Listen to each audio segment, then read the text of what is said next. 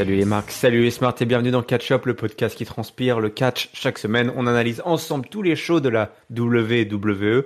Aujourd'hui, direction Monday Night Raw pour le Go Home Show de Survivor Series War Games. Nous sommes le 21 novembre à Albany dans l'état de New York. Avec moi pour m'accompagner dans cet passage en revue de l'épisode phare de la maison mère. L'ami Giscal est avec moi. Salut Giscal. Salut Kirem, salut tout le monde. Ça y est, les Wargames arrivent. On est chaud. On est chaud, voilà, ça s'enchaîne.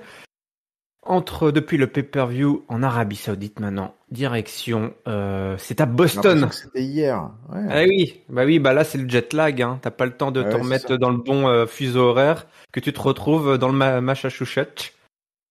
Et à Boston. Une ville qui ne t'est pas inconnue, mon beau Giscal. Hein. Une terre brûlée. Une terre brûlée. Exactement. Le bastion d'un grand homme, Boston. Absolument. En tout Un cas, grand à homme côté. qui n'a malheureusement pas fait son apparition ce soir, mais en effet, une terre qui a vu naître peut-être un des plus grands hommes que la Terre ait porté à ce jour. Non, c'est lui qui porte la terre. Il a porté la terre. à tel point que maintenant il a carrément en effet inversé la tendance. C'est lui qui porte la terre. Ouais. Bon, on verra. Il y aura un petit clin d'œil ou deux qui sont glissés. Je sais pas si tu as noté, mais on verra un peu plus tard dans l'émission. Peut-être que je lis trop entre les lignes dans l'interlignage 1.5. Le show est ouvert par un Canadien et non pas par un Bostonien. Puisque Kevin Owens est là, il nous accueille, il veut nous faire comprendre que la raison pour laquelle il a rejoint l'équipe de Chimush pour les War Games contre la Bloodline, ce n'est pas à cause de Sami Zayn. Non. Alors je me dis, bah si, c'est à cause de Sami Zayn. Non, c'est pas à cause de Sami Zayn qui dit. C'est pas à cause de Sami Zayn. C'est à cause de Roman Reigns. Ça fait 2 ans qu'il en a après la tête de la table. Souvenez-vous, il y a 2 ans, il s'était affronté dans une trilogie de matchs. Pour le pire et pour le meilleur, on se souvient tous de cette belle séquence de la menotte où il était resté accroché et il y avait des petits problèmes de clé. Hein. On avait dû faire appel à un serrurier en urgence, Giscal, pour délivrer. Ça coûte très cher, hein. Ça on sait. Ouais, ils se bougent pas du coude, hein, les serruriers, quand c'est comme ça. Hein. Ouais. Oh non, la moindre intervention imprévue, déjà en journée, ça coûte cher, mais alors en plus la nuit, si en plus il y a du déplacement. Ah ouais, non, bah là, ouais. Mais ça lui, tout simplement, je pense qu'il a mis 2 ans à s'en remettre financièrement, hein, Kevin Owens, suite à cette intervention du serrurier. Du coup, il revient. Surpris. Et du coup, il revient, il vient récolter l'usufruit de cette trilogie de matchs qui n'avait pas vu le Canadien remporter la mise. Simplement parce qu'à chaque fois, il y avait la Bloodline qui à chaque fois venait s'en mêler. Et donc, il aurait bien mis un règne avant même que ce règne historique de Roman Reigns commence. Et du coup, il a été invité par ses poteaux à Raw après avoir été invité à SmackDown par ses poteaux. L'ami Keo, il a invité ses poteaux à venir à Raw. Et mon bon Giscal, ce n'est pas John Cena qui est arrivé par les travées de l'arène d'Albany, mais bien les Brawling Brutes et Drew McIntyre. Écoutons en parler hors antenne de notre comptoir du catch spécial les 10 ans du Shield. Je crois que là on a eu un petit clin d'œil, Giscal. Là, oui. Alors, est-ce que c'était volontaire ou pas, je sais pas. En tout cas, un effet de scène qui ne pouvait pas rappeler autre chose que l'entrée du Shield. Alors, est-ce que c'était un taunt subtil pour Roman Reigns, je sais pas. Mais en tout cas, c'était assez fun cette petite mise en scène, en effet, de l'arrivée de nos brutes et de leur honorary Bruty. Ouais. Donc petite entrée façon The Shield, par les escaliers au milieu de la foule. Sheamus, Drew McIntyre qui chauffe un peu la salle, War Games qui arrive et puis ils finissent par être interrompus par le Judgment Day et Rhea Ripley qui prend le micro et ici on parle, elle nous ambiance un peu sur le match féminin parce qu'il va aussi avoir, désolé Giscal, mais un War Games féminin. Donc, oui, je sais, désolé, mais bon. Il faut bien. Dominique dit d'ailleurs qu'il devrait retourner à SmackDown là, et qu'ils en placent qui disent bonjour à son papa, son petit papounet. Dominique qui en profite toujours. Finn Balor qui commence à nous parler de sa feud avec AJ Styles. Rien à voir le mec. C'était un peu chelou parce que il parlait à AJ Styles, il avait le micro, il fait hey, toi AJ Styles, tout en continuant de regarder les Brawling Brutes, c'est Drew McIntyre et Kevin Owens. Il aurait fallu regarder la caméra ou je sais pas autre chose, toi peut-être. C'était un petit peu bizarre. Donc tout le monde se chauffe. Sheamus, il démarre Finn. Il l'appelle Plastic Paddy. Alors ça, j'ai pas forcément compris. Ils Ça doit utilisent être des insultes irlandaises. typiquement Ah ouais, irlandaise, ouais, je pense. Hein. Ouais. ouais. D'ailleurs, Sheamus, écoute-moi, Jessica, je suis désolé, mais je comprenais pas tout ce qu'il disait. Hein. Franchement. Je trouve que depuis qu'il a fait son groupe avec les Brutes là, il force un peu son accent. Hein. Tu sens quand même que ouais, parfois c'est difficile. Je suis d'accord. Ouais. Attends, d'habitude, on le comprend mieux que ça, là. C'est chelou. Ah ouais, non, là, il force un peu le trait. Et je pense que ça doit faire partie du truc parce que bon, voilà, c'est la petite faction britannique et tout, donc. Ouais, c'est vrai qu'on a. Ils en jouent. Ouais. Et d'ailleurs, il veut la baston tout de suite. Hein. Il veut la baston tout de suite, le Sheamus. Le Judgment Day versus Brawling Brute, ce serait pas mal. Et d'ailleurs, ils acceptent. Le Judgment Day, ils sont chauds aussi. Et KO se mettra aux commentaires pour le match qui va donc opposer les deux équipes. Un match plutôt bien rythmé, hein, mon bon Giscal, qui va voir la victoire des Brawling Brutes. À un moment donné, les Judgment Day, ils ont voulu se barrer du match. Et puis, mais il y avait Z aussi qui était là, moi, qui fait pop avec Michin. Michin qui a salut, c'est moi. Alors d'ailleurs, Michin, visiblement, ça commence à devenir son vrai nom, Giscal, là. Oui, ça me fait un peu peur ça, mais oui. Ouais. c'est Michin Yim. Voilà. Oui, c'est ça. Ouais. Non, en effet, j'ai l'impression. Puis ça y est, elle a son petite merchandising, elle a sa tenue, son bonnet, tout là. Ouais, c'est la street cred quoi, c'est la fille de la street, hein, donc. Et donc, ça permet tout simplement à Brawling Brute de bien dominer ensuite les affaires. À Dominique, d'ailleurs, c'est l'homme du match. Hein parce qu'il s'est fait bisuter pour la 50e fois. Et cette fois-ci, le bisutage, c'est le dernier level du bisutage. C'est le face-à-face avec Sheamus. Oui. Il s'est fait bouffer. Il s'est fait détruire, tout simplement. Et le bro kick, 1, 2, 3, victoire des Brawling Brute. Et juste après le combat, Priest et Balor qui montent sur le ring pour attaquer Sheamus. Sheamus qui envoie Priest hors du ring. Luke Gallows qui arrive, qui met des gros coups de pied. Un énorme, alors un coup de pied retourné à Damien Priest. Oui. Oh la vache, le mec qui fait 2m10, il a le pied, ça a claqué. Kevin Owens qui rentre sur le ring, qui fait le stunner sur Finn Balor. Un feel good moment pour les gentils là, à l'ancienne, un classique. C'est ça. On avait presque l'impression d'être face à un main event un peu. Hein. C'était, il y avait ambiance main event, mais c'était l'opener. Donc c'est vrai que ça partait un peu sur les chapeaux de roue. Hein. Moi j'étais globalement très enthousiasmé par tout cet enchaînement. Beaucoup très très efficace en fait. Hein, cet enchaînement, j'ai trouvé de promo plus petit taunt, plus booking de match, plus post-match et tout. Là, on a eu j'imagine ce qui devait être l'équivalent d'une grosse demi-heure d'entrée d'émission qui a coché tout plein de cases, hein, qui a booké, enfin qui a buildé 2 matchs pour les Survivor Series, qui nous a divertis au micro et entre les cordes. Donc globalement, j'ai trouvé que c'était très efficace.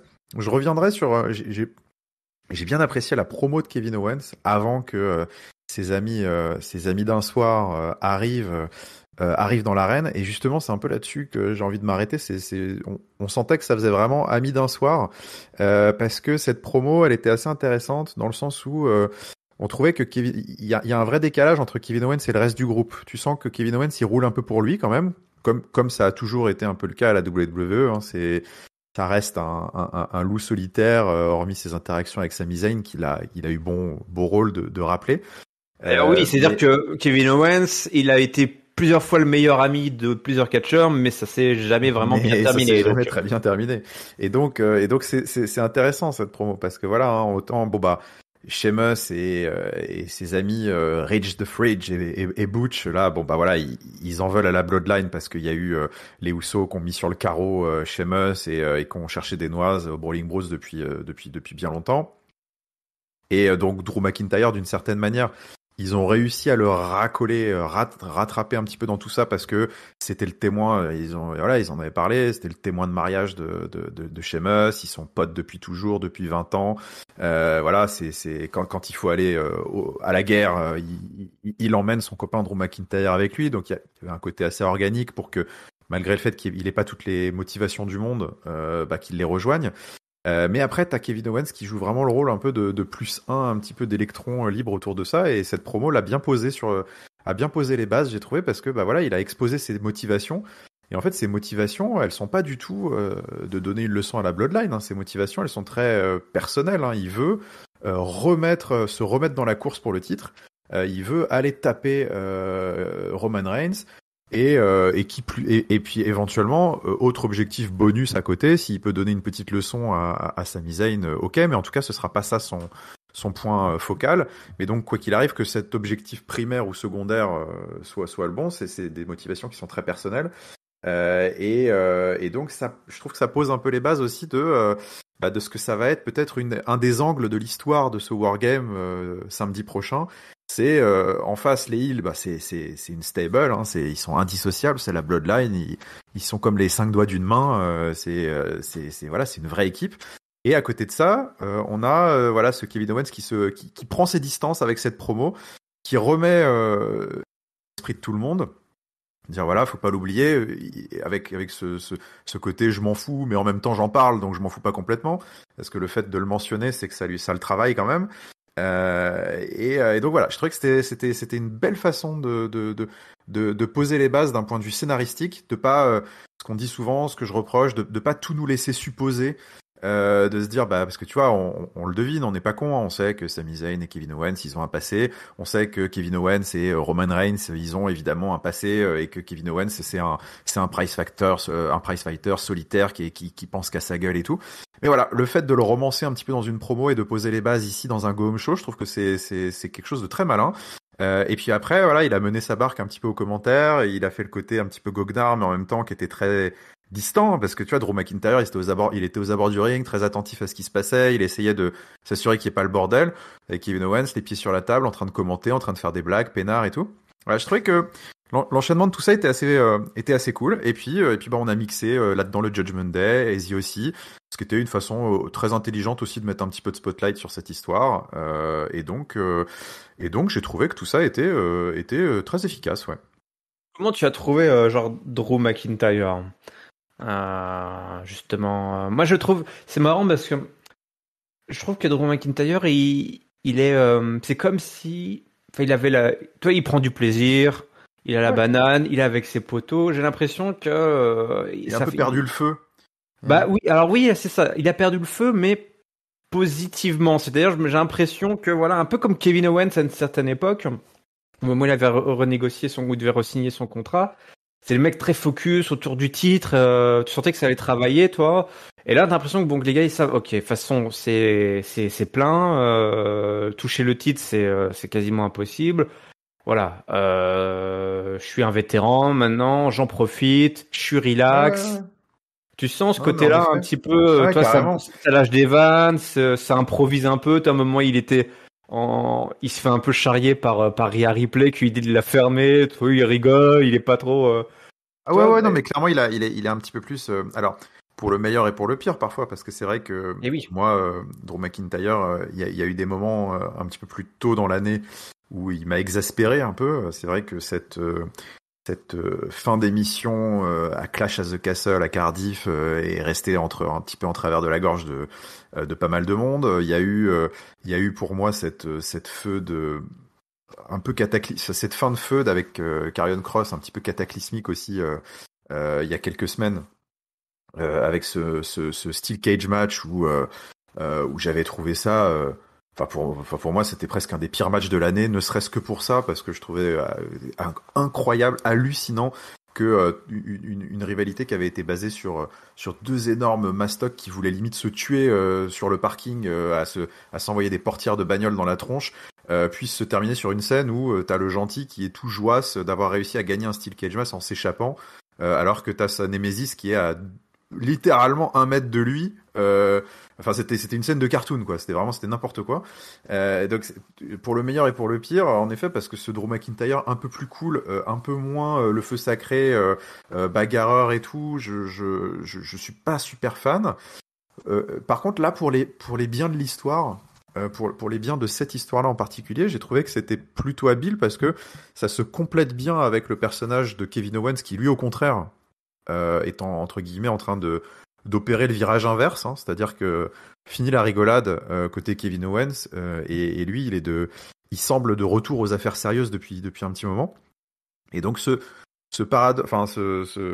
contraste entre les deux, on va dire, sert un petit peu plus l'histoire parce que ça aurait été sans doute un peu trop bancal, je pense, et un peu plus difficile à construire d'avoir finalement les Brawling Brutes et deux individualités très fortes avec leur propre poursuite de leur bonheur respectif en quelque sorte, hein, qui coexistent à côté. Enfin, je pense que ça aurait un peu brouillé l'histoire qu'ils cherchent à raconter, alors que là, le fait de l'avoir mis sous couvert un peu de sourire sympa et tout machin, de l'avoir rapproché de Sheamus en mode on est les best buddies, on est super copains et tout machin, ça permet justement de garder ce flou scénaristique sur Kevin Owens qui je pense sera un angle intéressant pour la suite. Donc j'ai envie de dire voilà, là ça me dérange pas trop, mais en effet ouais, si ta question englobait les mois passés, ouais, je suis pas forcément très très fan de ce nouveau Drew McIntyre. Écoute, là en tout cas, il est avec ses poteaux pour aller démonter, décrocher des têtes ce week-end, et ça a l'air de lui plaire, il a le sourire, donc on va pas gâcher le plaisir d'un homme, tout simplement. Hein. Et puis chacun son tour, écoute, chacun son tour. Là, c'est au tour du Canadien d'aller un petit peu chatouiller la barbichette de Roman Reigns. Johnny Gargano, il est censé avoir un match ce soir, mon bon Giscal. Il est interviewé backstage par Katie Kelly. Donc il y a un rematch ce soir entre les deux. Des nouvelles de Dexter Lumis. Il y a pas de souci. Ils ont un commun accord, lui et Dexter. Chacun s'occupe de ses affaires. Et du coup, Dexter ne devrait pas intervenir ce soir pendant le match face au Miz. La musique du Miz justement qui retentit, mais ça va pas, le Miz, il est blessé. Lui qui n'est jamais blessé, là il est blessé en faisant un TikTok, pendant une vidéo de TikTok. Il s'est coupé la main sur un cactus. Il s'est planté la main sur un cactus, il a tapé dans un cactus et il s'est planté la main dans un cactus. Donc voilà, il est blessé. Le pauvre homme, voilà, il a des terminaisons nerveuses qui sont endommagées. Mais vu que Johnny Wrestling veut Wesley, hein, vu que Johnny Catch veut catcher, eh bien le Miz, lui, il lui a trouvé un petit remplaçant. Et quand je dis petit remplaçant, en fait, Giscal, c'est un géant remplaçant. Ah bah oui, il est géant. Ah ouais, il est géant, il est nigérian, il est pas vert, c'est Homos. Et Homos, il est immense. Et Homos va donc affronter Johnny Gargano. Il est vraiment immense quand même, hein, n'empêche, parce que je sais qu'il joue avec la caméra, mais quand il est passé à côté du Miz, c'est vrai que je me suis dit, putain, mais qu'est-ce qu'il est grand, c'est incroyable. Le mec, je sais pas, il fait quoi, 2m20, un truc comme ça. Non, c'est habilement, il y a une légère contre-plongée qui fait que t'as l'impression qu'il faisait vraiment 2 fois le Miz. C'était hallucinant. Un match que j'ai trouvé plutôt pas mal, que je vais mettre dans le top 3. Je me lance dans le top 3 des matchs de Moss. Eh bien, je suis complètement d'accord. Donc je le mets dans le top 3 des matchs de Moss, parce que Moss, face à Johnny, il l'écrase dans un moustique. Mais Moss, il s'est retrouvé un peu comme un con, parce que il s'est cogné la tête contre le turnbuckle, et ça l'a sonné. Et là, Gargano, il lui a mis des gros coups de pied dans la tête, et là, je me suis dit, mais oui. Un géant de 2m20 ne devrait jamais rien vendre, sauf la tête.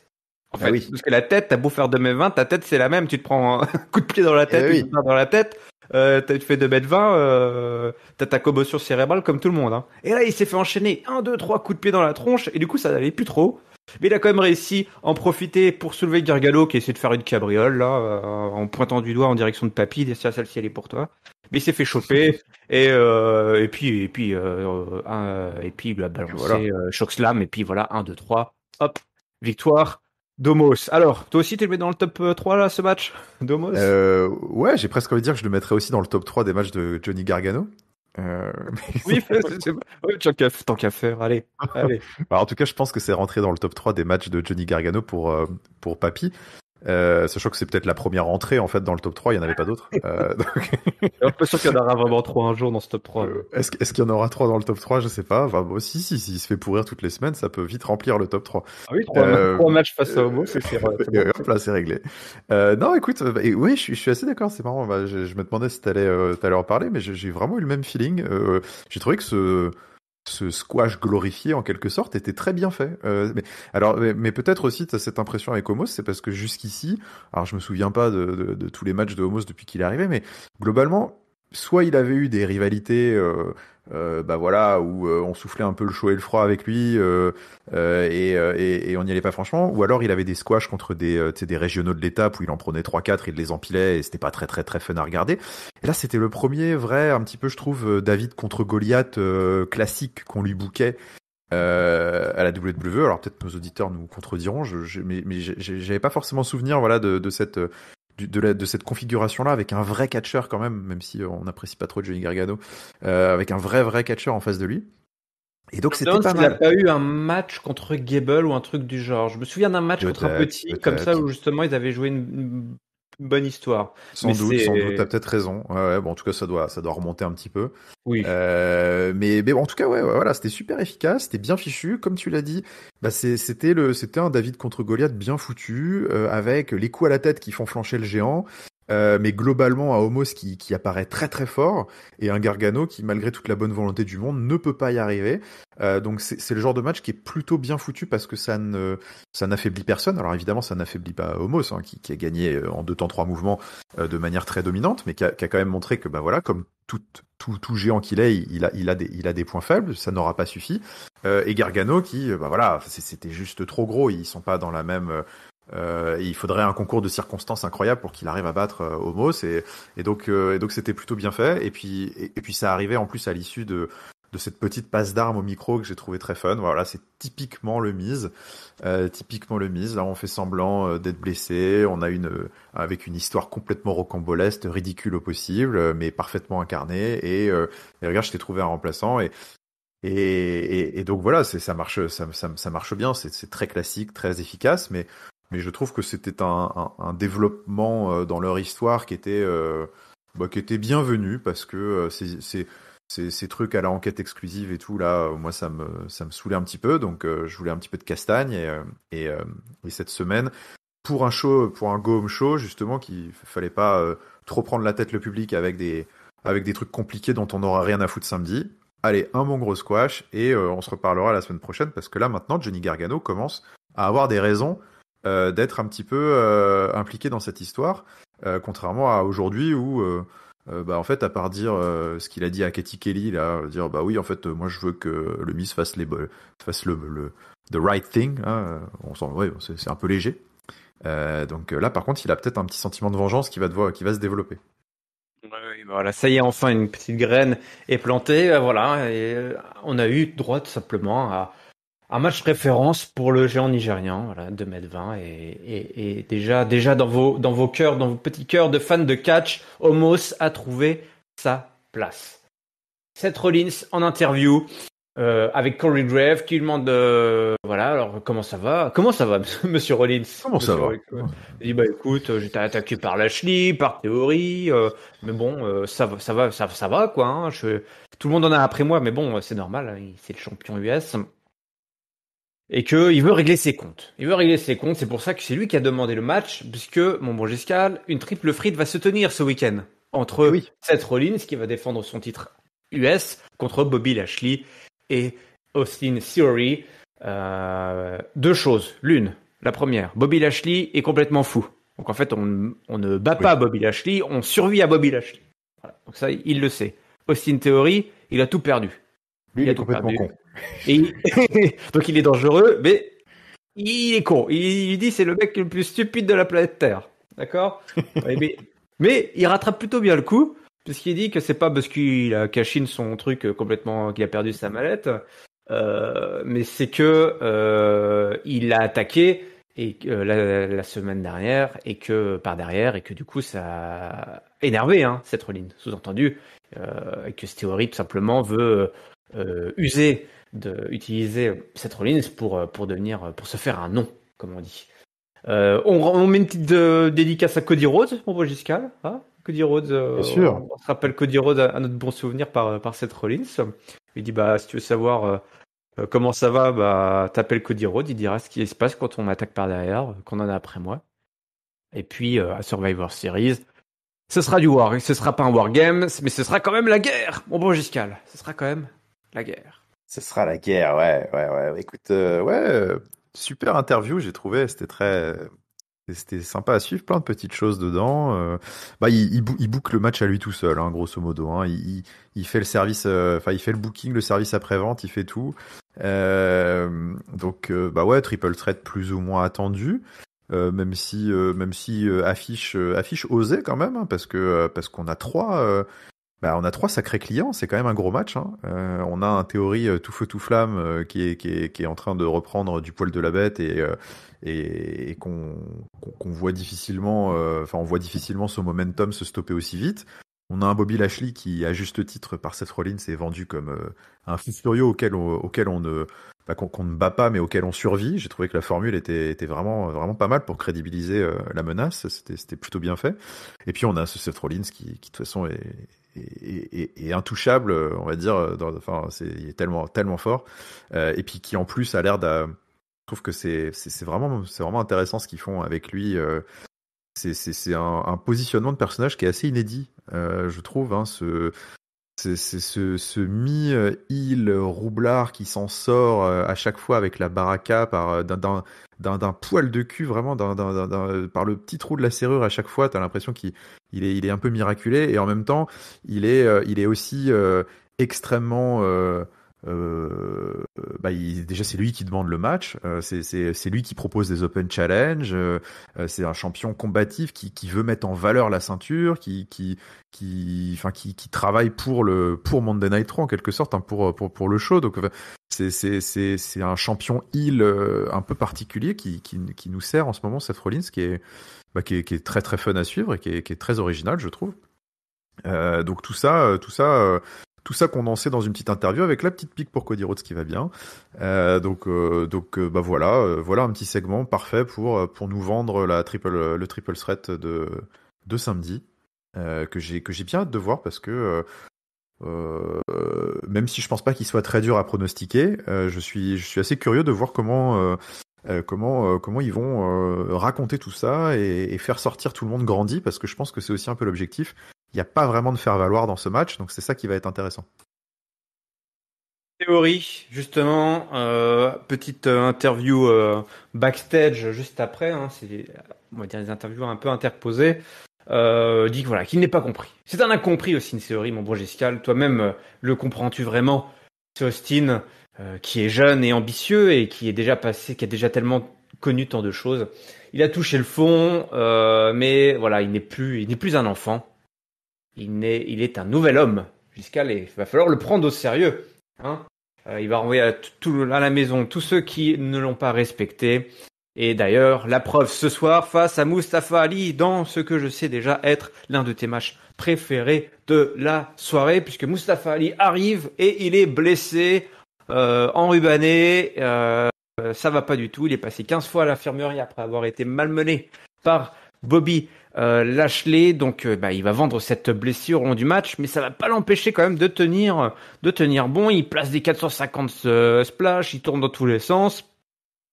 Théorie, il lui place quand même, ne se laisse pas faire, et à la fin place son 8 and down pour la victoire de Austin Theory, quand il s'en est suivi de Bobby Lashley qui est apparu sur l'écran et qui a dit à Theory, bouge pas mec, j'arrive.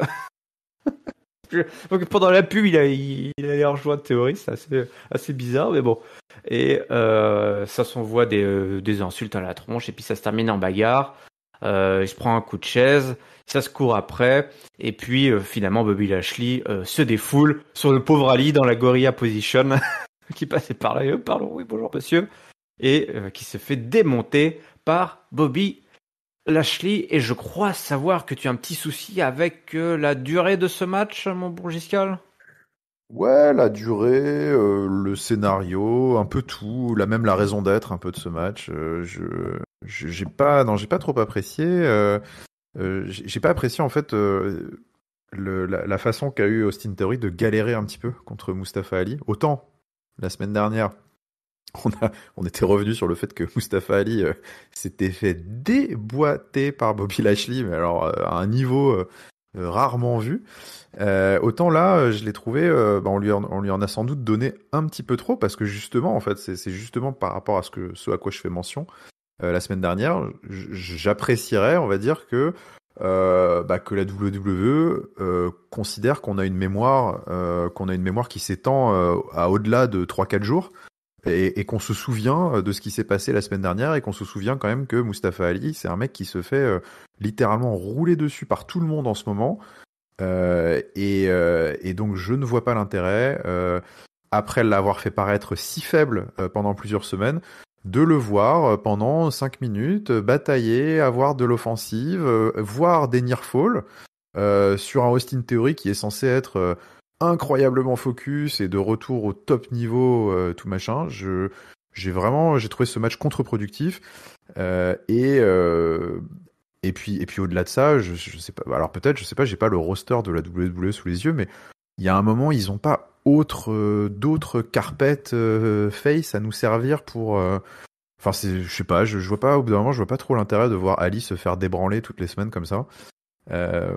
Donc non, j'ai pas j'ai pas trouvé que c'était une utilisation fantastique du temps de théorie cette semaine, ce match. Ouais, je suis assez d'accord que le match aurait probablement dû être un petit peu écourté et Austin Theory n'aurait pas dû autant galérer. Ça m'a pas énormément choqué, mais une fois de plus, ouais, on donnait un peu trop, peut-être trop d'offensive à Ali, alors que le mec là, c'est un outil là. Il doit servir justement il s'est fait rouler dessus la semaine dernière par Bobby Lashley. C'était un peu étrange de le revoir aussi Puis en rapidement plus, il est ultra aux blessé, affaires. quoi. Donc c'est vrai que. Ouais, oui, c'était assez bizarre. Le mec, finalement, enfin, on va le revoir la semaine prochaine. Il va revenir encore. Il va redemander sa part. Toi, je sais pas. Peut-être qu'il aime ça. Hein, il aime ça. Il aime La semaine ça. Mais je prochaine, il comprends. va avoir des béquilles et puis il va quand même catcher. Je sais pas. Il va quand même te sortir 4 near fall, se relever Et un d'un 450, ouais. Ouais, se relever d'un finisher. Ouais, non, c'est un petit peu étrange. Euh, Là, c'est plus Bobby Lashley qu'on a mis en avant que vraiment. Même s'il nous a offert des belles promos, hein, ça là-dessus, notre ami Austin Theory, là, il est très Oui, très ça par focus contre, il n'y a pas de maintenant. problème. Hein. Ouais, faut que ça se traduise entre les cordes. Le poker, ça continue, totalement illégal ce qui se passe là dans les backstage de la WWE, JBL et Baron Corbin. Voilà, ça trash talk, évidemment, Albany. Drew McIntyre qui passait par là, Drew McIntyre, il est vraiment relax ce mec. Je passais par là, ça sentait le whisky, qu'est-ce que c'est que cette merde? Et JBL, voilà, dit rien à foutre là de l'Écosse, voilà, ils sont même pas à la Coupe du Monde. Tu savais toi, Giscal, qu'ils n'étaient pas à la Coupe du Monde, toi tu Bien sûr. évidemment. Sinon, c'est un des outsiders qui s'est déjà fait virer avant même d'être, n'a même pas été qualifié. C'est dommage. C'est dommage. Eux, ils auraient battu le Japon, je pense, hein, les Écossais. Eux, ils seraient pas fait rouler dessus par les Japonais. D'ailleurs, Non. les Japonais, on en parlera dans pas très longtemps. JBL qui a dit d'ailleurs qui ambiance Corbin face à Drew McIntyre. Et puis Drew qui dit ouais écoute je respecte les anciens et puis paf il met un gros coup de poing sans prévenir un sucker punch là sur Baron Corbin donc il est cool relax mais putain faut se méfier hein, l'Écossais là c'était pas Ça peut partir. pas mal chez ça paf ça part comme ça sans prévenir et juste après on a eu un match que tu as beaucoup aimé c'était un petit peu plus tard je sais plus c'est quand non c'est oula ouais j'ai sauté des trucs mais c'est pas grave on s'en fout j'y reviendrai vous inquiétez pas. Baron Corbin affrontait Drew McIntyre. Baron Corbin accompagné de JBL. Alors c'est peut-être pour ça aussi la clé de ce qui s'est passé de ton tourment, mon beau Gisca, c'est que cette fois-ci Baron Corbin il a été peut-être moins alcoolisé que la semaine dernière, qui était peut-être plus focus. Peut-être que c'est ça la raison, je sais pas. Mais Qu'on a eu un match serré finalement entre le Baron et ah l'Écossais. ouais, plus que serré. Ouais. Ouais. Enfin, limite, c'est presque Baron Corbin qui a eu le plus d'offensive hein, dans ce match. Voilà, ils ont plutôt plutôt rendu coup pour coup entre les deux. Ça s'enchaîne et puis à la fin, la victoire de Drew McIntyre, suite notamment à une distraction d'un ninja qui n'est plus un ninja, Akira Tozawa, qui est revenu pour jouer les moustiques, les moucherons. Il a d'ailleurs volé le chapeau de JBL et ça c'est pas cool. McIntyre en a profité pour faire placer son Claymore Kick sur le pauvre Baron Corbin qui était quand même pas si loin que ça de gagner et de faire l'upset là mon beau Juscal. Ouais. Là, je comprends pas en fait. Je comprends pas. En fait, moi, je réclame juste un petit peu de cohérence d'une semaine à l'autre. C'est tout ce que je demande. Si la semaine dernière n'avait pas existé, j'ai aucun problème avec ce qui vient de se passer. Hein. Bon, peut-être 4-5 minutes de moins parce que bon, faut peut-être pas non plus se toucher la nouille. 17 minutes de catch entre Corbin et McIntyre, c'est peut-être un peu long. Mais toujours est-il que j'ai absolument aucun souci à voir Baron Corbin titiller Drew McIntyre entre les cordes. Je trouve que ok, c'est cohérent. Baron Corbin qui revient un petit peu sur le devant de la scène, qui a une association avec un nouveau manager, qui est super motivé, qui s'est retrouvé un petit peu un nouveau, une nouvelle raison d'être et tout. Let's go. Et puis Drew McIntyre qui lui a la tête ailleurs et très complètement porté sur les Wargames, donc qui peut faire preuve d'inattention sur certains trucs et tout, donc ça fait un match accroché. C'est pas du tout incohérent, sauf que le problème c'est qu'on nous raconte ça très bien, mais la semaine dernière on avait Baron Corbin qui se faisait complètement avoir comme un bleu par Akira Tozawa et limite qui a failli perdre contre Akira Tozawa dans un tout petit match et tout, qui avait aucun intérêt. Donc c'est voilà, j'ai pas de souci, ça permettait de meubler dans un go home show, de donner une victoire à McIntyre. Encore une fois, je pense que ça aurait pu être un peu plus court et peut-être un peu plus décisif, mais en tout cas, ça permet d'occuper un des participants du Wargame, tout en donnant un peu d'exposition à un heel de la mid-card de Raw pour la suite. Mais voilà, moi ce qui me gonfle, c'est que d'une semaine à l'autre, on a l'impression que presque on est passé dans un monde parallèle où Baron Corbin s'est catché et est une menace crédible, alors que la semaine dernière, c'était le clown du clown de la low card qui a failli se faire avoir comme un bleu. Donc, Ouais, mais moi je pense que c'est l'alcool. Baron Corbin, voilà. Mais c'est vrai que j'avais pas pensé il a bu du mauvais whisky, en plus c'est un bourbon dégueulasse. Ouais, un bourbon du Texas, je sais plus quoi là, horrible. Non, c'était vraiment. Donc voilà, là cette fois-ci il est arrivé sobre, concentré face à un Drew McIntyre un peu rigolard, qu'en vacances. Les choses c'était pas pareil. Ouais, c'est vrai que bon, il faut faire attention à ces petites choses là quand même. Il faut qu'il y ait une logique interne dans cet univers de la WWE et qu'on arrête de prendre Giscal pour un con. Voilà, moi c'est tout. Je vous demande pas grand-chose. Je vous demande pas grand-chose. Je sais que bon, voilà, c'est facile, ça fait plaisir à tout le monde, mais bon, mais s'il vous plaît.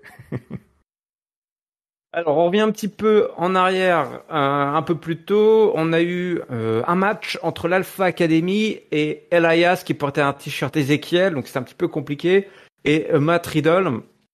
Un match, bon, voilà, on a déjà fait suffisamment de tous les compliments qu'on peut faire face à ces athlètes surentraînés qui nous offrent chaque semaine des matchs hyper compétitifs. Et ben, une fois de plus, c'était un super match. À la fin, Gable qui fait son petit headbutt là sur Elias. Mais Riddle vient arrêter le bordel. Otis qui balance Riddle en bas du ring. Gable qui va prendre le tag. Elias qui bloque Otis avec une grosse boot là dans la tronche. Riddle qui fait le tag dans le dos, qui place Gable après lui avoir balancé une série de strikes assez impressionnants. Moi j'adore les coups de Riddle, là, quand ils font des coups de genoux notamment, les coups de genoux dans la tête, là, dans le menton. Toujours visuellement et impressionnant. Riddle qui évite la German suplex, qui passe donc ce fameux coup de genou dont je vous ai parlé. Le slam, le floating bro. 1, 2, 3, avec en plus le petit détail qui fait plaisir pendant ce temps. Elias qui bloquait Otis pour l'empêcher d'entrer et de casser. Et ça, là, voilà, ça on aime. Ça on aime. L'intelligence. Voilà, l'intelligence dont, là, tu t'es senti respecté, là, Giscal. Là, bah, ils m'ont complètement respecté.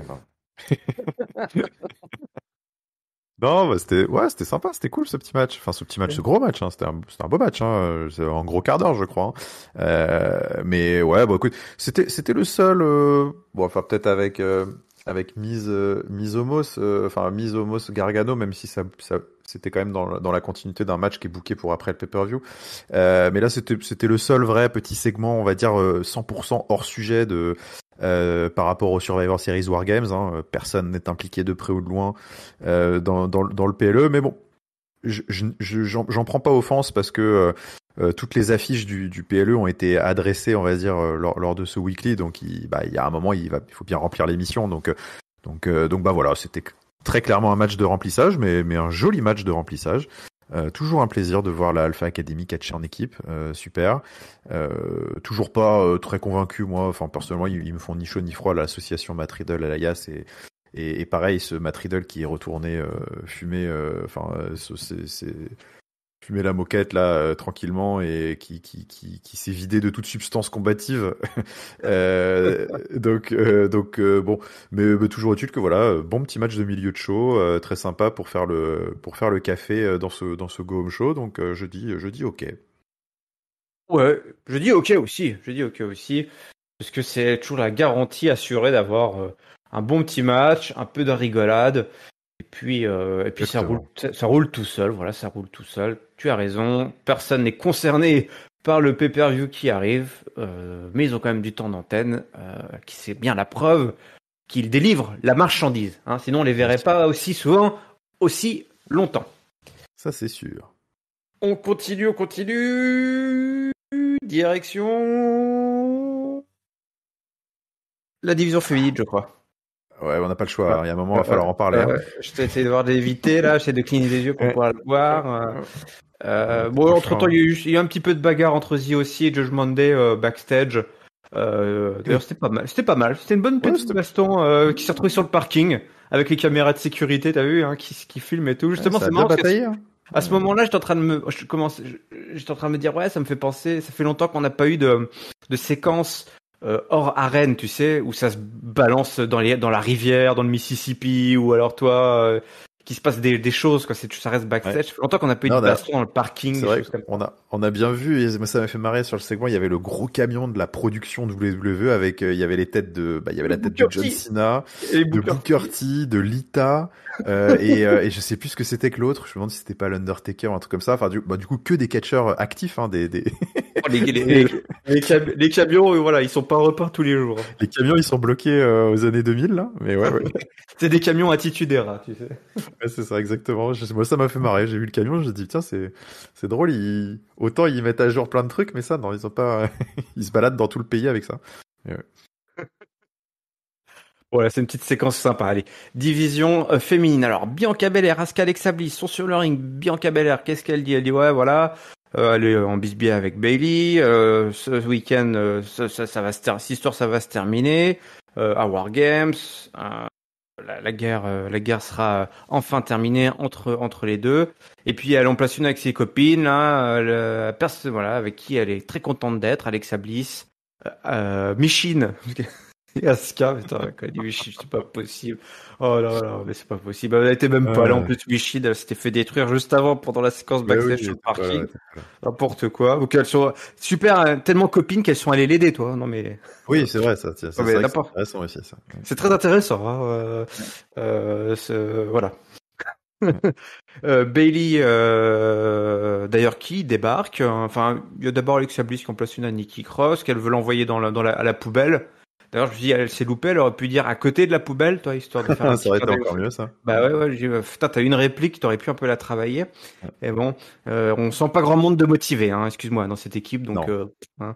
Asuka dit, War Games, nobody's ready for War Games, nobody's ready for Asuka. Bon, excuse-moi, hein, mais franchement, j'ai du mal, tu dis. Ouais, non, mais derrière ces filles-là, quoi.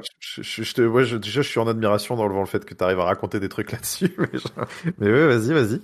Et en plus, elles gloutissent que c'est à SmackDown qu'elles vont aller chercher leur 5e membre de l'équipe. Donc, je dis, c'est bien vous ici là. Ouais. C'est ça. Enfin, quand t'es babyface, souvent tu donnes quelque chose aux spectateurs qui sont là. C'est plus un truc de dire ouais la semaine prochaine à SmackDown parce que là ils sont plus cool.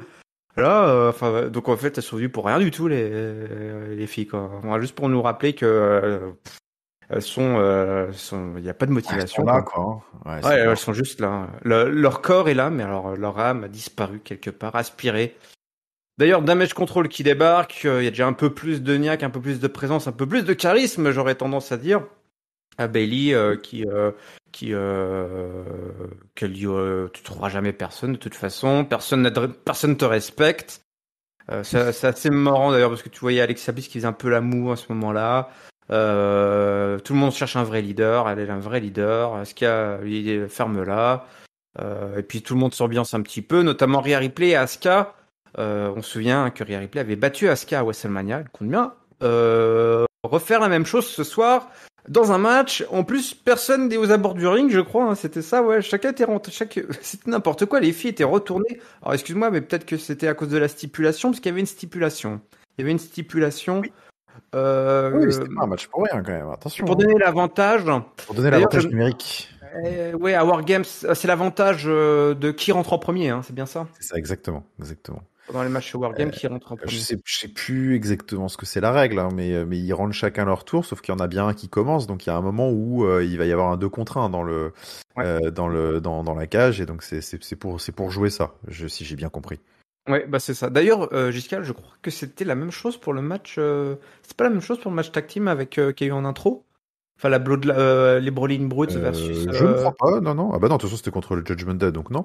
Mais Ouais, oui. non, Ah non. oui, je raconte des Non, non. conneries, moi. Non, N'importe quoi. je pense que là tu nages en plein délire, là. Vous êtes faux, monsieur. Calmez-vous. Excuse-moi, T'en excuse-moi. fous. Je raconte n'importe quoi. J'essaie de pimenter a posteriori l'épisode. Et puis bah c'est Rhea Ripley qui a gagné hein, à la Oui, fin du hein, combat. voilà. Asuka elle met son armbar Bien résumé. sur Rhea Ripley. Le résumé, je sais que tu aimes mon play-by-play, donc en voici un bon. Le armbar sur Rhea Ripley qui la jarte et puis Ripley qui place son Riptide pour le compte de 3, 1, 2, 3 à l'ancienne. Et le grand n'importe quoi, c'est que les équipes étaient reparties chacune dans leur coin à regarder le match sur la télé. Finalement, pour revenir aux abords du ring et puis attaquer Bon. Asuka, et puis Belair qui débarque, et puis c'est la grosse baston. Asuka qui saute en crossbody, c'est le bordel, les officiels débarquent.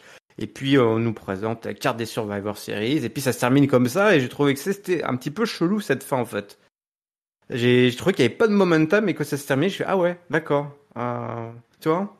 C'est Bah bizarre. ouais, c'est le problème. Hein. Je trouvais qu'il y avait, ça manquait un peu de folie en fait. Mais peut-être parce que c'est tout simplement je mords pas à ce match en Ouais, fait. je pense que faut pas aller chercher beaucoup plus loin que ça, en Hmm. effet, hein, parce que d'une certaine manière, je peux pas leur reprocher grand-chose cette semaine, puisque c'est la suite logique, on va dire, de ce qu'ils ont écrit jusqu'ici. C'est juste que comme c'est Oui, très c'est vrai. peu enthousiasmant, bah fatalement, tout nous paraît très fade. Hein. C'est vrai que après ils ont pas abusé, on va dire, de leur place dans la carte. Pour une fois, on va dire que le main event se justifiait pour les femmes cette semaine. Il y avait bah, c'était le seul vrai match hein, ce lundi lors du Go Home Show qui avait un réel enjeu, hein, parce que voilà, il y avait des implications très concrètes pour samedi, c'est qui va avoir l'avantage numérique. Donc ok, va pour le main event, c'est juste que fatalement, bon bah ouais, match féminin dans le main event de 16 minutes, c'est pas forcément ce qui enflamme plus les foules et le Judgment Day Brawling Brutes d'intro avait beaucoup plus les atours d'un gros main event qui tape fort de Go Home Show pour laisser une belle impression pour finir. C'est sûr que là, c'est tout de suite plus délicat. Après, c'était bon bah voilà, écoute, ils ont teasé le bordel, les forces en présence. Ouais. Maintenant, bah voilà, le sujet c'est qu'on en a rien à foutre et ça fait depuis un moment, donc c'est pas nouveau de cette semaine. Et puis il y a maintenant, c'est vrai que ce trou dans l'équipe des gentils, cette 5e place qui reste toujours à pourvoir et qui donc va peut-être être communiquée à SmackDown. Donc c'est vrai que ça a enlevé encore plus d'intérêt cette semaine à ce qui aurait pu se passer. Et puis c'est surtout que j'ai quand même le sentiment que petit à petit, enfin plus on arrive vers le PLE et plus je me dis en fait c'est même scénaristiquement ils sont en train de se bouquer dans une impasse parce que déjà que ce match n'a pas grand intérêt, les équipes n'ont quasiment aucune véritable motivation à se retrouver dans une stipulation aussi violente que les Wargames. Hein. C'est vrai que tout ça sonne très faux quand même, parce que C'est une histoire qui dure depuis beaucoup trop longtemps, qui n'a pas assez de momentum.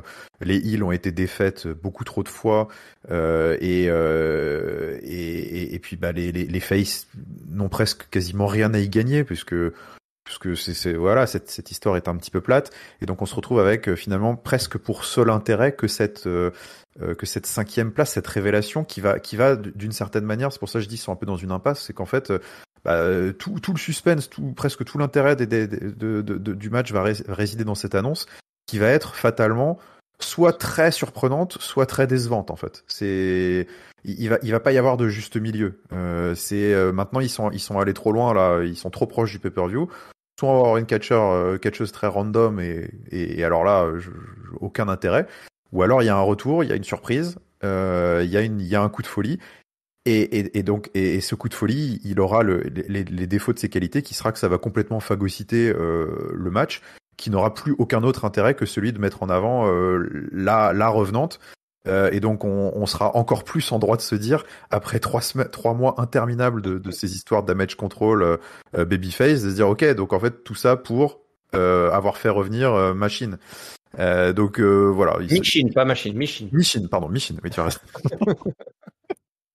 Donc voilà, tout ça, on se dirige vers, quoi qu'il arrive, soit un accident industriel samedi, soit le showcase d'un grand retour, et une stipulation qui aura été poussée juste pour faire comme les mecs, parce qu'il faut faire comme les mecs, et ça n'ira pas plus loin.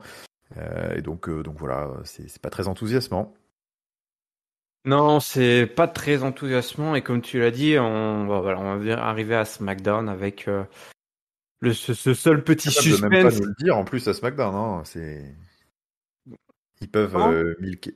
J'ai dit, ils sont capables de ne pas annoncer ça à SmackDown, hein. Ça peut être oui, c'est-à-dire qu'elles ont donné rendez-vous à SmackDown, mais moi je me suis dit ils vont garder ça pour le PLE, toi, ça. Ça se trouve, ça va être l'histoire de SmackDown vendredi, c'est qu'elles vont être en quête de leur 5e, peut-être que la 5e, je sais pas, il va y avoir Raquel qui va se faire tabasser, Aliyah qui va se faire tabasser, j'en sais rien, enfin tout ce qu'ils ont de menu fretin à SmackDown à nous proposer. Et puis au final ils auront pas de 5e, et ça va être le grand doute. Aïe aïe aïe, oh là là, qui va être la 5e? On a tous envie de savoir, et pour ça il va falloir regarder les Survivor Series. Ouais, mais moi c'est ce que je ferais, c'est ce que faire ça. Faire d'autre, de toute façon. Vendredi, voilà, tu fais ça. Il y a personne. Puis même jusqu'au dernier moment, le match commence à 4 contre 5, tu sais. Et puis vraiment au tout dernier moment. Ah ouais, petite ambiance Elimination Chamber. Où le 5e vient pas. Le 5e, il vient pas tout de suite et tout. Ouais, c'est ça. Et puis finalement, si, voilà. Il nous reste plus que ça, Giscal. Donc. Il reste plus que ça, de toute façon. Qu'est-ce que je te dis ? Autant faire ça. Bon, c'est comme ça que c'est terminé ce show en Albanie, enfin à Albanie, pas en Albanie. C'est à Albanie, dans l'État de New York, à ne pas confondre. Vous trompez pas quand vous bookez vos tickets. Vous trompez pas de destination. C'est comme ça que s'est terminé ce show rouge du 21 novembre. Je vous rappelle et je te rappelle à toi aussi, Giscal, que c'était le Go Home Show. Alors, ce Go Home Show, est-ce qu'il a réussi à t'ambiancer pour cette belle carte qui se profile au Survivor Series War Games? Top, flop et note. Le verdict, c'est maintenant. C'est maintenant. Eh bien, écoute, malgré toutes les petits griefs que j'ai pu apporter et tout ça, eh bien, écoute, la réponse est oui. J'ai été plutôt bien ambiancé par ce show. J'ai pour habitude, pour ceux qui me connaissent un peu, j'ai pour habitude, c'est vrai, de noter les Go Home Show vraiment pour ce qu'ils sont, à savoir des Go Home Show qui n'ont pas le même rôle que les autres émissions qui sont là pour booker les histoires, développer, proposer des rebondissements et tout. Le Go Home Show, c'est un show par définition qui est bien safe, qui est là pour nous emmener vers le PLE, pour peaufiner les petites histoires, mettre un petit peu de hype. J'ai trouvé qu'en ce sens-là, c'était plutôt un bon Go Home Show, c'est-à-dire que tous les matchs de la carte ont été correctement adressés. Les filles, il y a eu un petit développement scénaristique avec l'enjeu pour l'avantage numérique. The aussi et AJ Styles, Finn Balor, il y a eu des développements, il y a eu du gros bazar. Les mecs, ils ont eu bon coup de projecteur aussi cette semaine en intro d'émission et un petit peu plus loin après en fil rouge. Donc ouais, c'était Seth Rollins, Bobby Lashley, Austin Theory aussi. Donc non, bon Go Home Show auquel je mettrais la note de 3,75. Tu vois, j'ai trouvé que c'était de mémoire récente, j'ai trouvé que c'était un des Go Home Show les plus efficaces que j'ai vu. Je dis pas que je ressors de là méga hypé, mais en tout cas, je sais ce que je regarde samedi. Je sais pourquoi j'étais là. C'était Et ça me fait plaisir. Après mon flop, bah ça va, on va les piocher dans les petits trucs qui m'ont énervé. Et je vais m'arrêter quand même sur le traitement l'inconsistance du traitement de Baron Corbin qui m'a agacé cette semaine, quand bien même il a fait un super match et qu'on est toujours heureux de voir le Baron batailler contre le haut de l'affiche et être impressionnant. C'est plus un coup de gueule plus au booker qui j'aime pas être pris pour un con. Attention, hein. Donc ça m'agace de le voir une semaine être balancé par Akira Tozawa et l'autre semaine être nez à nez avec un des top guys de la fédération. Vous foutez pas de la gueule du monde, s'il vous plaît. Donc choisissez votre camp avec Baron Corbin. Et puis mon top, je vais le donner à la promo de Kevin Owens, laquelle j'ai déjà pas mal parlé. J'ai trouvé que même si toute l'intro du show a été vraiment super, j'ai trouvé cette promo en particulier m'a laissé une très belle impression. Je l'ai trouvée intelligente et j'ai envie d'y voir pas mal de petits signaux comme quoi le storytelling et le build du match War Games va peut-être être un petit peu plus surprenant et un petit peu plus intéressant que ce vers quoi on pouvait peut-être se diriger. Donc j'ai trouvé cette promo sympa. Et j'ai encore, je me laisse aller à un peu de fantasy booking, mais j'ai presque encore envie de croire que cette promo pouvait être aussi un peu annonciatrice que est-ce que c'est vraiment Kevin Owens qui sera le 5e de l'équipe et est-ce qu'il va vraiment catcher samedi? Je sais pas. C'est vrai que moi j'avais toujours dans un petit coin de ma tête à partir du moment où ils ont dit qu'il était blessé, parce que il s'était quand même fait un sacré truc au genou, je crois, hein, en house show. Il avait été écarté des rings pendant un petit moment et d'ailleurs sa participation a été remise. Mais il a plus de genoux, hein. Il a plus de genoux. Il a plus de genoux. Et c'est vrai que j'ai encore dans un petit coin de ma tête le scénario qui serait que justement ce petit name dropping de Sami Zayn, comme quoi il s'en fout, c'est pas son sujet. C'est pas son intérêt du moment. Son intérêt c'est le titre et tout. Je verrais bien ça pique au vif un Sami Zayn qui pourquoi pas entamerait, enfin à SmackDown ferait une sorte de beatdown absolument terrible sur Kevin Owens, ou même peut-être en début de pay-per-view, ce qui poserait les bases d'une feud entre les deux derrière qu'on connaît, hein, mais qui mettrait une hit de dingue sur Sami Zayn, qui bookerait la suite, pourquoi pas, et le retour d'un Kevin Owens Furax, si jamais il n'était pas remis à 100%, hein, et qui ouvrirait la porte, pourquoi pas, à un autre 5e homme. Mais là, j'ai pas forcément d'idée sur le 5e, hein, mais je sais pas, c'est quelque chose que je vois encore possible, donc je le pose là, et puis on verra bien. Vous en faites ce que vous en voulez. Écoute, je trouve ça super, comme tout ce que tu écris, Giscal, j'adore, hein, j'adore. Tu es un scénariste de talent totalement incompris. Évidemment. Pas de problème, ouais. Mais oui, ce serait super cool parce qu'il va bien falloir la lancer, cette rivalité entre Sami Zayn et KO. Et c'est vrai qu'en plus, tu l'as dit, hein, KO avait été super blessé. C'était assez étonnant, là, ce retour. Bon, à part avoir placé un stunner, là, on n'a pas vu faire grand chose depuis, ce soir. C'est pas impossible. Ce serait plutôt malin. Ça peut même être le début du face turn de Sami Zayn, hein, parce qu'il peut aussi participer de loin au beatdown et de pas du tout. Ah oui, moi je vois bien plutôt les Ouzo et compagnie s'en charger, toi. Il s'en charge, tu le vois derrière, il regarde, il fait non mais c'est pas possible, qu'est-ce qu'ils sont en train de faire, mais je deviens fou, pourquoi je suis avec eux et tout, je verrais plus ça effectivement que vraiment Sami Zayn qui intéressant. Ouais. Donc écoute, une bonne raison de regarder le show bleu, mon bon Giscal, tout simplement. Hein, beaucoup de mystères encore, beaucoup de scénarios possibles, d'embranchements et de branchements, de multiverse dans l'esprit de Giscal. Écoute, tu as donné ton flop, ton top et ta note. Écoute, de mon côté, mon flop, je vais le donner aux filles, tout simplement aux filles, à la division féminine, et notamment cette promo en fait. Plus particulièrement la promo de Bianca Belair. Ouais, c'est un peu qui était vide et triste et t'y crois pas et il y a pas le feu et presque t'as l'impression qu'elle était gênée en fait, qu'elle y croyait pas elle-même, toi, d'avoir parce qu'elle a quand même Asuka à gauche, Alexa Bliss, c'est des vétérans et qui se mettent en retrait en fait elles sont en retrait depuis le début et du coup alors que là c'est le moment d'être tous faire front, toi, ensemble, et t'as l'impression elle arrivait pas, comme si t'arrives pas à motiver tes troupes, toi, et que t'es là un peu gêné parce que tu sens que le syndrome de l'imposteur, tu sais, comme on en parle. Voilà, le syndrome de l'imposteur. T'as l'impression que c'est ça qui ressortait. Alors, bon, c'est un petit peu compliqué. Mon top, comme tu l'as donné déjà au début, moi, je vais le donner à Homos qui nous a offert, voilà, son top 3. Ça doit être son premier top, ça, je pense. J'en profite. Tu sais, moi, j'aime bien donner des tops quand j'en ai l'occasion à des mecs que je me dis, je suis pas sûr d'avoir l'occasion. Je j'avais donné un top une fois à Virman, j'ai bien fait, toi, parce que... Après, peut-être que ça porte la poisse. À saisir. J'ai jinxé le mec. Oui, peut-être, oui, c'est vrai. Mais globalement, c'était franchement un super épisode et en particulier, comme tu l'as dit, un excellent game show qui a rempli toutes les cases, parce que ça a adressé tous les matchs.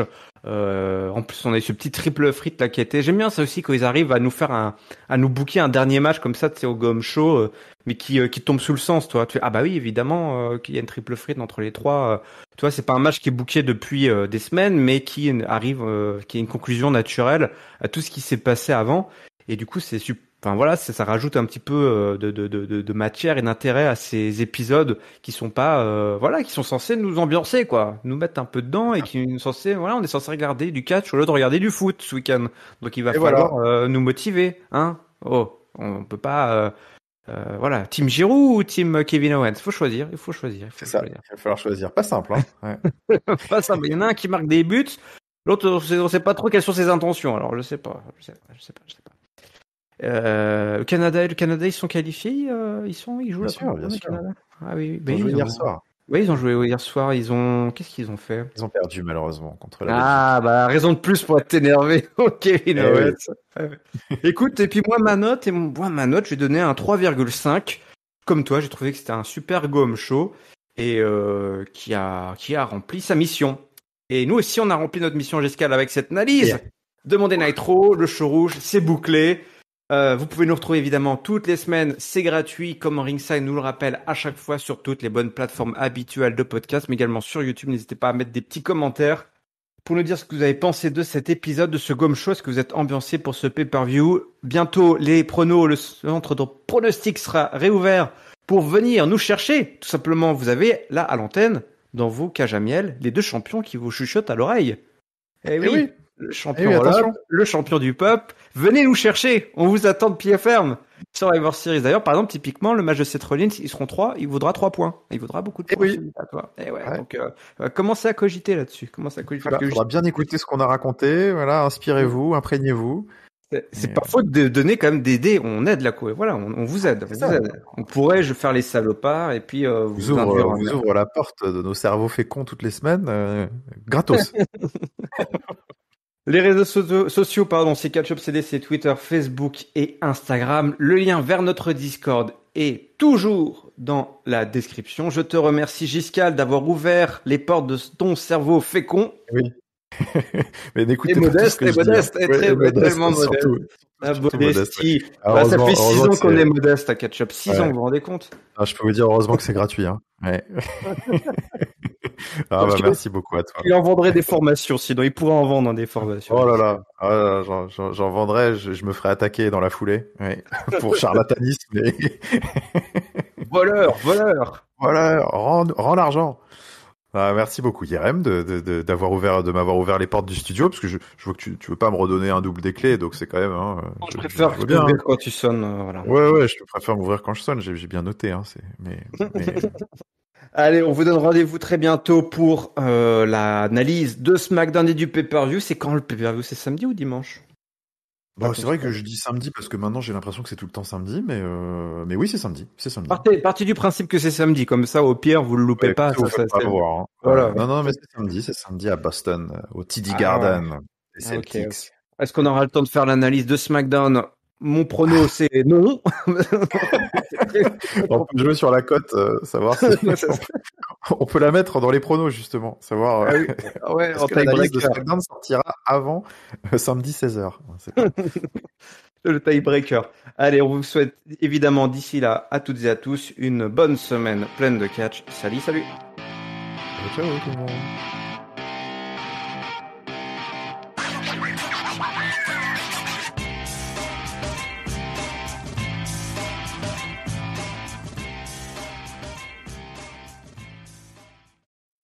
Cette fois, je note que tu ne m'as pas affiché à l'antenne pour dire que j'allais faire le montage, donc du coup, haha, tu l'as dans le cul. Là, on le tue, Lulu. Ouais, bon.